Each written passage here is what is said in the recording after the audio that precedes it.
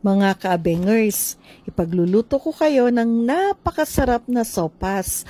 Ang mga kailangan natin dito ay buto-buto ng baboy at baka, patis, sibuyas, butter, macaroni, carrots, celery, salt and pepper, cabbage, broth, chicharo, and of course yung ating oil.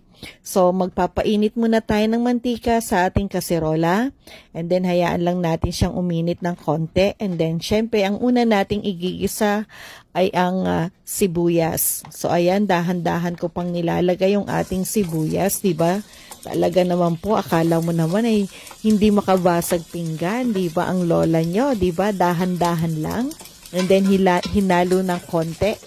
And then, sinunod na rin natin syempre yung ating bawang.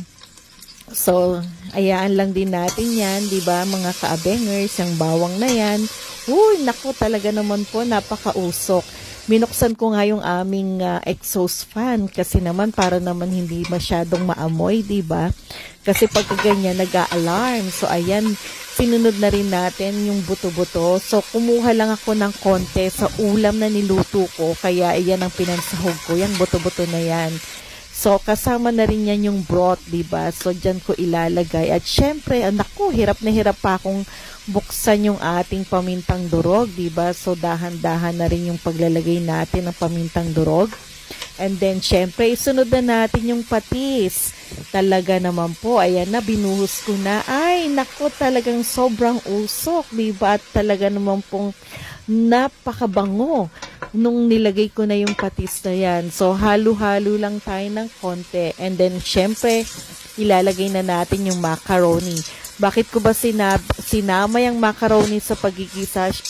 Ang dahilan dyan ay para pagka medyo tumagal na yung sopas natin, hindi siya masyadong mag-absorb ng sabaw, diba? So, kaya dapat ganyan din ang gawin nyo, subukan nyo. Talagang effective ito.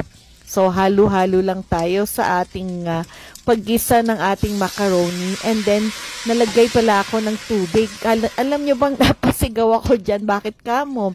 Kasi nga naman, iniisip, meron pala akong broth. Kaya kita nyo naman, kalahati lang yung nailagay kong tubig. Diba? Ayan, maririnig nyo sa video. Ewan ko kung narinig nyo nga. Oh. So, ayan na nga, ipapakita ko yung broth. Tinanggal ko na nga pala yung ibang mga sebo ng ating broth dyan. So, kalahati o 1/3 muna yung nailagay ko. Diba? Iniwan ko yung 1/3 pala. And then, halo-halo at hayaan natin kumulo. Alam nyo ba, syempre, habang pinakukulo natin yan, guys, diba? Ayan, tinanggal din natin pala yung yung medyo mga impurities niya, 'di ba? So hindi ko rin akalain na nag-create pa rin pala ng mga impurities yung ating sabaw. So kailangan isa-isahin natin kunin 'yan, 'di ba, para maging malinis, 'di ba, yung ating sopas, dahil alam niyo naman ang kulay ng sopas, 'di ba? Kulay puti at baka mamaya mag-appear yan. Ay nako naman, 'di ba? So kailangan nating linisin at tanggalin yung mga bula-bula na yan, mga kaabengers. And then, syempre, alam niyo naman, habang pinakukuluan natin yan, di ba? So, meron tayong ibang ginagawa. At alam niyo ba kung ano yung aking ginagawa, mga kaabengers? Pakihula nga, di ba? Kung ano yung aking ginagawa. So, ay, teka, kaya malapit ko na palang malinis. Matanggal yung mga bula-bula sa ating sabaw. Diba? Napakadami pala, diba? Kulong-kulo talaga eh, diba? Ayan, oy, nagdagdag pa pala ako. Halos ubusin ko na pala yung ating sabaw, diba? Pinakuluan ko na nga yan. And then, kumulo na nga uli. And then, ayun na nga, tulad ng nabanggit ko, diba?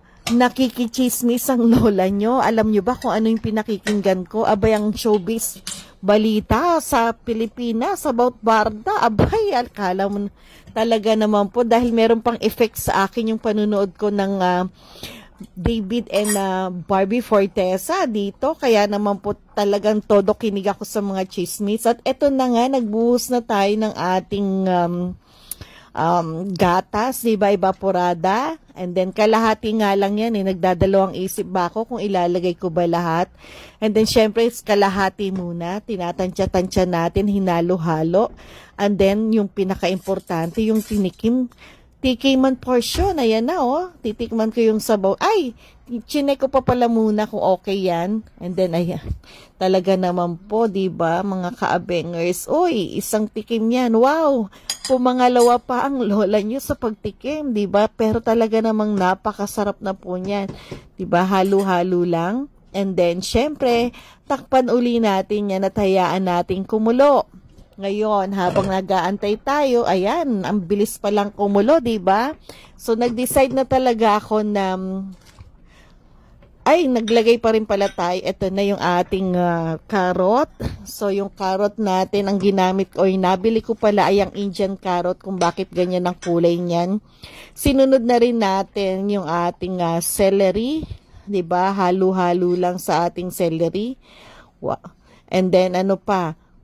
Wow, tikim na naman. Talaga naman, pang ilang tikim ko na yan, ha? Talagang hindi pa ako nasisiyahan, ha? Talagang, ang sarap kasi ng sabaw, diba? O, inulit ko pa ata yan. O, kita mo, inulit ko pa nga yung pagtikim sa sabaw. Talaga naman pong, pero hindi pa ako nasiyahan sa sabaw na yan. Kaya, hindi pa pala. Tinakpan pa pala, diba? At antayin natin kumulo yan. Ngayon, kumukulo na, ayan na. Sabi ko nga sa inyo, hindi ako nasiyahan sa sabaw, Binuhos ko na talaga lahat. At sinimot ko na yung gatas, diba? So, pinakuluan uli natin. Diyos ko, inihingal ako. Ano ba yan? So, eto na nga.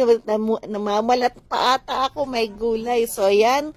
Hinalo-halo natin yung ating sopas. And then, syempre, tumikim na naman po tayo. Oh my God, talaga naman pong katakam-takam kasi, diba? Itsura pa lang talagang hahanap-hanapin mo na yung sarap nitong sabaw ng ating sopas, diba?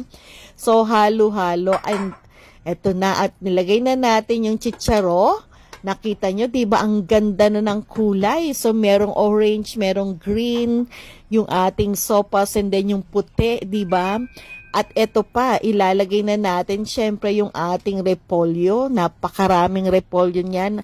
At dahan-dahan ko pa itong nilalagay kasi halos umaapaw na, diba? Sa ating kaserola, yung ating mga gulay at sabaw. Kita mo, dahan-dahan tayo para hindi matapon, diba? At umapaw yung sabaw. Talaga naman po, katakam-takam na yung itsura niyan. At pababayaan lang muna natin itong kumulo, mga kaabengers, diba? Takpan uli natin. Wow, talaga naman bukas sara, diba? And then mekos-mekos tayo. Ngayon, kumulo na.